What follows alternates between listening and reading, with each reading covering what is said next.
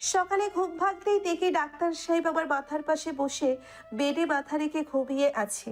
আমি কি ঠিক দেখছি নাকি ভুল বোঝার জন্য নিজের হাতে চিমটি কাটি। সত্যি দেখছি। তখনই মনে পড়ে কাল আমার জ্বর এসেছিল। তার মানে সারা রাত ডাক্তার সাহেব আমার সেবা করেছে। তখনই ডাক্তার সাহেবের ঘুম ভেঙে যায়। উঠে গেছো তুমি? শরীর কেমন এখন? জি, ভালো। আপনি সারা রাত ঘুমাননি? পেশেন্ট রেখে কি করে ঘুমাই? আপনার কাজ তো ট্রিটমেন্ট করে চলে যাওয়া। তাহলে সারা রাত কেন ছিলেন এখানে? তোমার আব্বা বলল রাতে জ্বর বাড়লে সে কি করবে, তাই ছিলাম। আচ্ছা, দেখি তো জ্বর আছে কিনা। বলেই রোদ আমার কপালে হাত রাখে। আমি চোখ বন্ধ করে নিই। একটু পর হাত সরিয়ে বলে, জ্বর এখন নেই বললেই চলে। তবু নাস্তা করার পর এই মেডিসিনগুলো খেয়ে নিও আর রেস্টে থেকো। ছি, মনে থাকবে।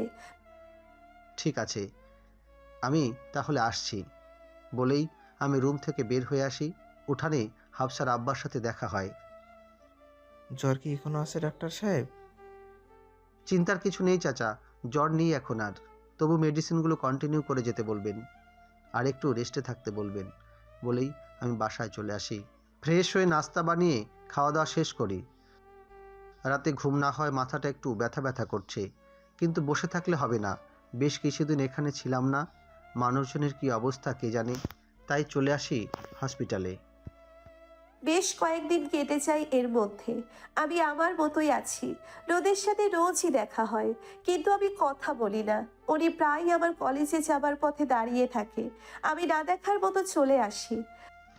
হাফসার ইগনোর আমি আর নিতে পারছি না, আর ওকে ভালোবাসি সেটাও বলতে পারছি না। সকালে হাঁটতে হাঁটতে জমিতে চলে আসি। এসে দেখি হাফসা ঘাস কাটছে। আমাকে দেখে চলে যেতে নিলে আমি বলি, আমাকে এড়িয়ে চলছো কেন? আপনার সাথে কি করব তাহলে? কি হয়েছে তোমার? আমার সাথে কথা বলো না কেন? কেন কথা বলবো আপনার সাথে আমি? কে আপনি, হ্যাঁ? আমি কে সেটা তুমি জানো না? জানতে চাই না। আমি আপনার গার্লফ্রেন্ড বা বউ নই যে আপনি যখন ডাকবেন তখন চলে আসব। আমিও মানুষ, আমারও ইচ্ছে অনিচ্ছে আছে। কোনো বিড়াল বা কুকুর নই যে আপনি ডাকবেন আর আমি চলে আসব।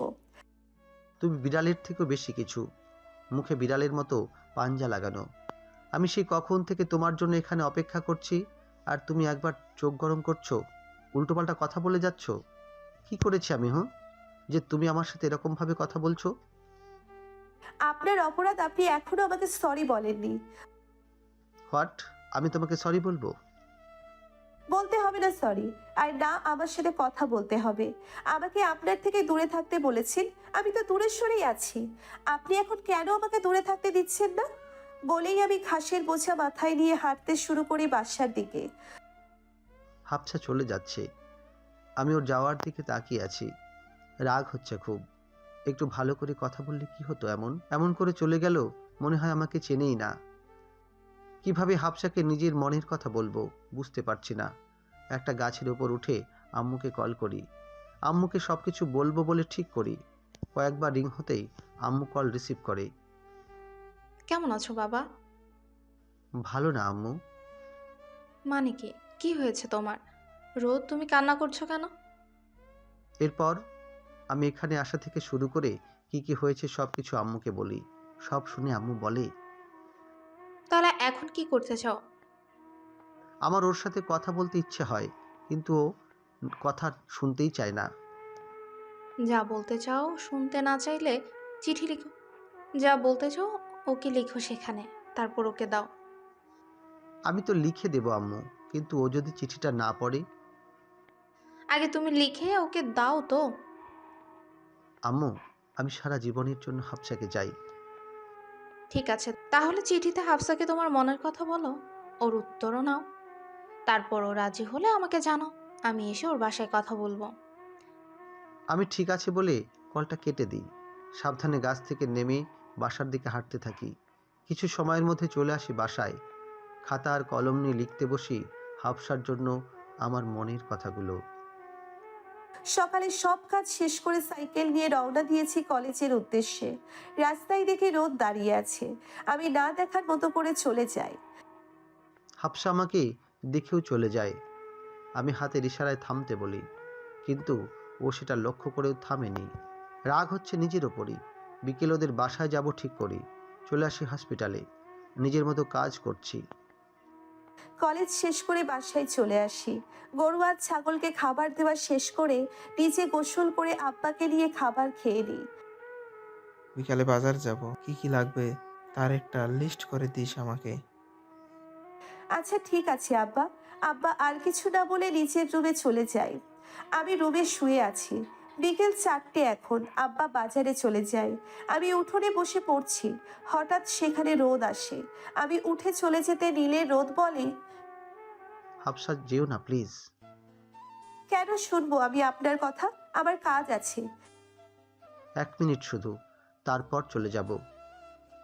কি বলবেন বলুন তাড়াতাড়ি। কিছু বলবো না, এটা তোমার জন্য। পড়ে তারপর উত্তর দিও। আমি কাল তোমার কলেজে যাবার পথে দাঁড়িয়ে থাকবো। বলেই আমার হাতে একটা চিঠি দিয়ে চলে যায় রোদ। কি লিখেছে সেটা পড়ার জন্য মনটা ছটফট করছে। লেট না করে চিঠি খুলে পড়তে শুরু করি। প্রিয় হাফসা, তোমাকে অনেক দিন থেকেই একটা কথা বলবো ভাবছি, কিন্তু কিভাবে বলবো সেটা বুঝতে পারছিলাম না।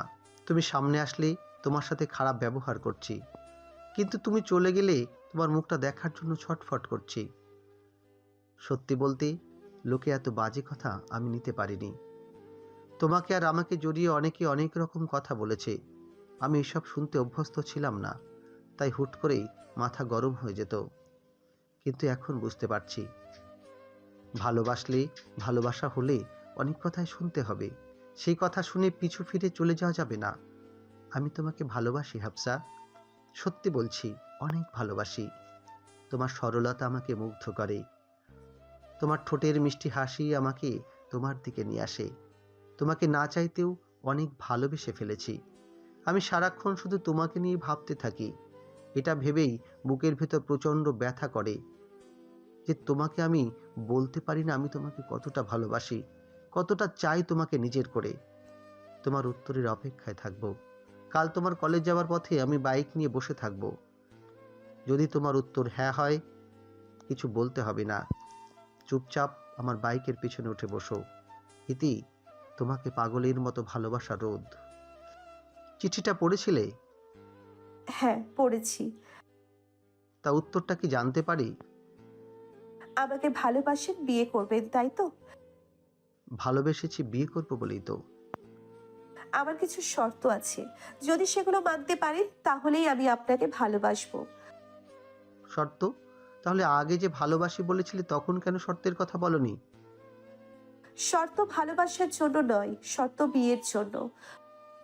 ঠিক আছে, তা শুনি তোমার শর্ত কি? প্রথমত আমার একটা স্বপ্ন আছে, সেটা আপনি জানেন। আমি ডক্টর হতে চাই। আমাকে কোনো প্রকার বাধা দেওয়া চলবে না। আর আমার ডক্টর হবার আগ পর্যন্ত সকল খরচ আপনারই বহন করতে হবে। আমি ডক্টর হয়ে গেলে যখন ইনকাম করব, তখন সমস্ত টাকা আপনাকে ফেরত দিয়ে দিব। ঠিক আছে, তারপর? বিয়ের পর বাচ্চার জন্য কোনো রকম চাপ দেওয়া চলবে না। আমি ডক্টর হবার আগে তো একদমই না। ঠিক আছে, তারপর? আপনার স্বপ্ন আমি ডক্টর হবার পর নিজেই একটা হসপিটাল বানাবো, যেখানে গরিব মানুষ নিজের সামর্থ্যের মধ্যে চিকিৎসা করতে পারবে। বিনা চিকিৎসায় কেউ মারা যাবে না। আর সেই জন্য আপনি আমাকে টাকা দিবেন। ঠিক আছে, নেক্সট? আপাতত এগুলোই।